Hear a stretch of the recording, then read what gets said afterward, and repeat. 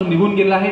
त्याचा शेर होता की कधी विणेतून आलो, कधी टाळातून आलो, तुकोबाच्या व्यथा घेऊन तळागाळातून आलो. कधी विणेतून आलो, कधी टाळातून आलो, तुकोबाच्या व्यथा घेऊन तळागाळातून आलो. विठोबा संपली वारी, निघू कारे घरी आता, तुला माहीत आहे मी मुलाबाळातून आलो, तुला माहीत आहे मी मुलाबाळातून आलो.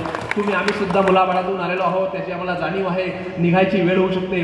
किती वेळ आहे? मी अगोदरच म्हटलं की आपल्याला घड्याळाचं ऐकावं लागते. मेघ साहेब आलेले आहेत, त्यामुळे ऐकावंच लागेल आपल्याला.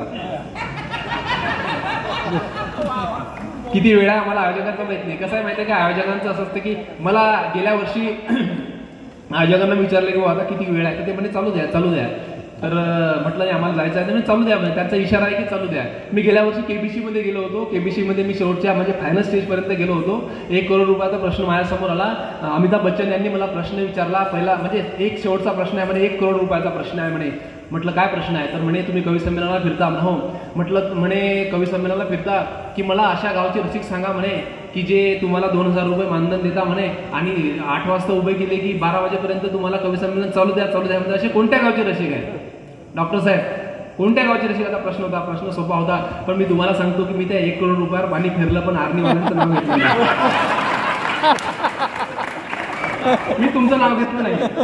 त्यामुळे वेळ किती आहे आयोजकांनी सांगावं. मेरे स्वप्न तुम्हारे पास सहारा पाने आएंगे. दुष्यंत कुमार म्हणतात की मेरे स्वप्न तुम्हारे पास सहारा पाने आएंगे, इस बूढ़े पीपल की छाया में सुस्ताने आएंगे, थोड़ी आज भी रहने दो, थोड़ा धुआं निकलने दो, तुम देखोगे कई मुसाफिर इसी बहाने आएंगे, तुम देखोगे कई मुसाफिर इसी बहाने आएंगे.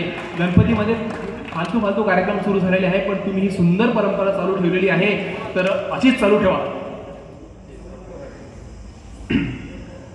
डॉक्टर साहेब डॉक्टर स्वप्नील मानकर समोर बसलेले आहे, तर त्यांची सुद्धा कविता ऐकण्याची अनेक लोकांची इच्छा आहे. तर मी डॉक्टर साहेबांना असे सन्मानपूर्वक आमंत्रित करतो की डॉक्टर साहेब आपण सुद्धा यावं.